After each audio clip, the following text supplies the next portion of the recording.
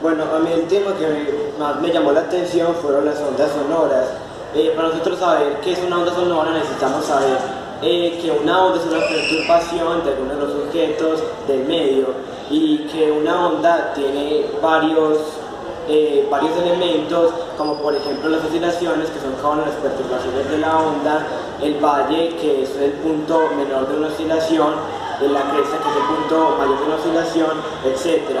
Entonces, yo teniendo en cuenta esa pregunta de las ondas sonoras, me quise hacer una pregunta que es, en el caso del sonido, entre más grande sea la onda, más grande será el sonido y más tiempo durará esta onda.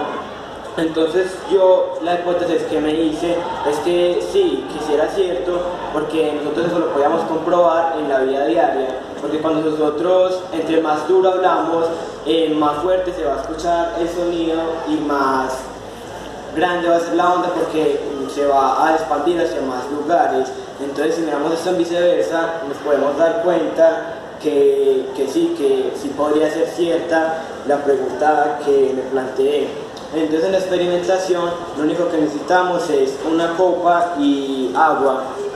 Entonces, si nosotros frotamos los bordes de la copa, nos damos cuenta que no se va a producir ningún sonido. De pronto se va a producir un pequeño sonido, pero es el sonido que se produce normalmente por el roce del dedo con el vidrio. Pero entonces, si nosotros le echamos un poco de agua a la copa y sumergimos el dedo y la empezamos a frotar, se va a empezar a producir un sonido.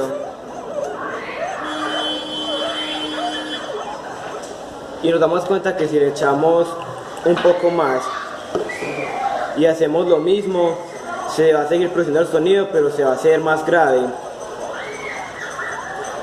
Esto se produce porque esto es una onda longitudinal. La onda longitudinal no se produce por el agua, sino que pasa de acá a acá.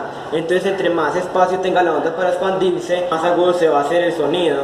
Y entonces por eso es que vemos que entre menos agua hay, entonces como la onda no se produce por el agua, sino que se produce desde este punto hasta el borde del vaso, entonces nos damos cuenta que la pregunta sería cierta, porque entonces entre más espacio tiene la onda para esparcirse, entonces más agudo será el sonido, comprobando que la pregunta sí es cierta. Entonces, en la teoría yo investigué sobre la intensidad del sonido. La intensidad del sonido explica que entre más fuerza le apliquemos al sonido que vamos a hacer, ya sea por ejemplo que gritemos o que toquemos más fuerte las cuerdas de una guitarra o toquemos más fuerte un tambor, entonces más fuerte va a ser la onda, más grande va a ser y más fuerte se va a producir el sonido. Entonces, con esta teoría de la intensidad nos damos cuenta que si hay más fuerza y más intensidad, y entonces será mayor la onda y mayor será el sonido, comprobando la pregunta que nos hicimos. Entonces podemos decir en conclusión que sí, que la hipótesis es cierta. Con la teoría de intensidad misma nos dice que entre más fuerza ejerzamos, más grande va a ser la onda y más sonido va a producir.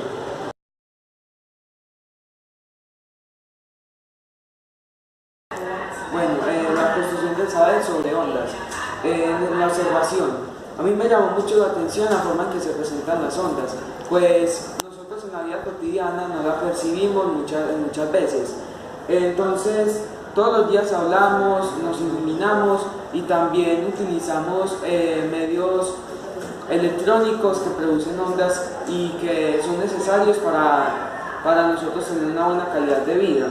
Entonces, a mí también me gustó el tipo de onda electromagnética, pues es la que gracias a ella se produce el Wi-Fi y las redes de llamadas de los celulares. Pues a mí me pareció muy interesante porque no sabía este dato. Entonces, yo de acuerdo a esto, también me formulé una pregunta sobre las ondas sonoras, que sería, ¿qué pasaría si se reducen las partículas de oxígeno cuando se está produciendo una onda sonora? Yo me hice esta pregunta porque en muchas ocasiones la onda sonora pierde su volumen, pues su capacidad de sonido, entonces yo lo asocié con que podía ser por el aire. Una de las partículas que tiene el aire es el oxígeno, entonces yo elegí el oxígeno como medio de trabajo.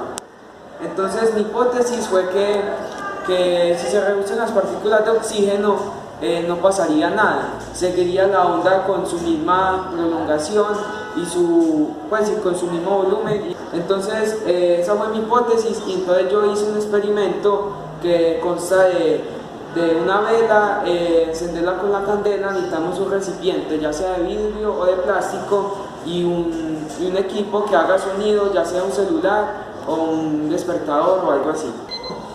Bueno, la primera parte del experimento consta en meter el equipo de sonido en un recipiente y escuchar cómo suena. Se puede observar, se puede escuchar que hay un sonido normal, que se escucha un poquito más pasito por el recipiente, pero es un sonido normal. Bueno, entonces ahora se mete una vela adentro para que esta consuma las partículas de oxígeno que hay dentro del recipiente. Entonces se espera que se apague la vela y entonces se podrá escuchar que el sonido se produce más lento.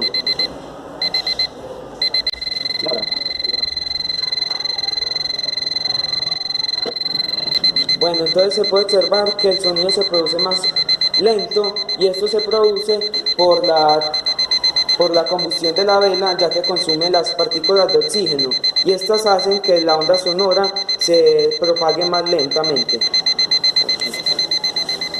Bueno, entonces la teoría que sustenta ese experimento es la de la combustión de la vela. Entonces al encender la vela se produce una reacción de combustión. La cera de la vela reacciona con el oxígeno del aire y produce dióxido de carbono y vapor de agua. En la reacción se consume un gas, el oxígeno, que forma parte del aire, pero se forman otros dos, el dióxido de carbono y el vapor de agua. Entonces, a la ausencia de oxígeno, la onda sonora va a perder su capacidad y se va a propagar más lentamente. Entonces ya la conclusión de toda la pregunta fue que mi hipótesis era falsa, pues si se produce algo. Al reducir las partículas de oxígeno se puede observar que la onda sonora pierde su capacidad y capacidad de propagación. Entonces, todo esto es gracias a la vela que consume el oxígeno.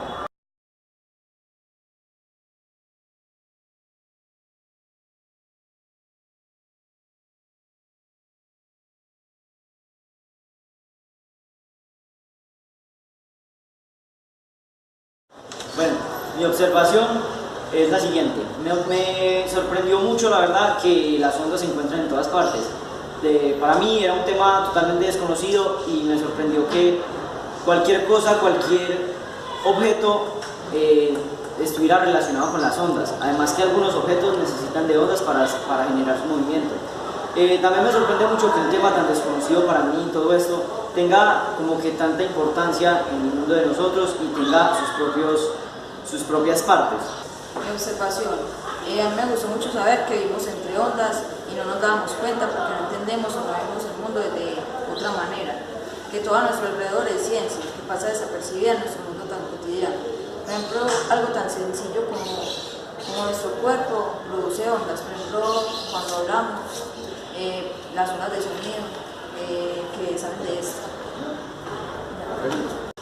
La pregunta de nosotros dos es muy parecida, así que la cogemos como una sola. ¿Un objeto puede generar movimiento en otro por medio de ondas? La hipótesis mía es que sí, siempre y cuando por el medio de onda que se vaya a generar sea bastante fuerte esa onda. Si esa onda es muy fuerte, puede generar movimiento. Para mí sí. Mi hipótesis es que sí se puede por medio del sonido, ya que se produce una onda longitudinal, entonces el movimiento se va a propagar paralelo a la dirección de la propagación. ¿Otra vez el mismo? Sí, otra vez es el experimento. Vuelvo a decir lo del experimento. El experimento que nosotros...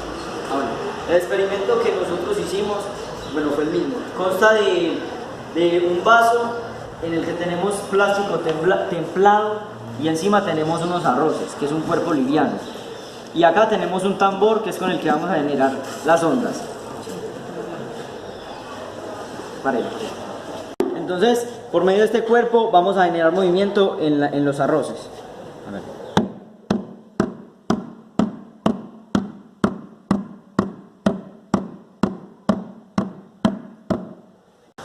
La teoría que yo tengo, la teoría que acompaña este experimento es la siguiente.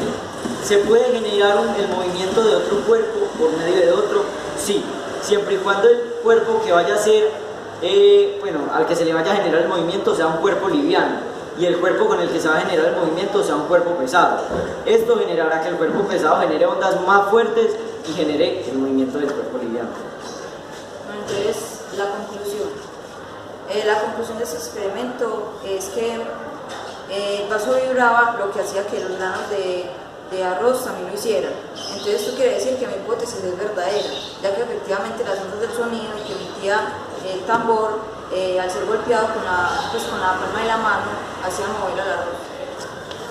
Mi hipótesis también resultó ser verdadera, pues porque yo dije que si la onda era fuerte podía generar el movimiento del otro cuerpo, y esto fue lo que se hizo. Por medio del tambor se generó una onda sonora fuerte que creó el movimiento de los arroces.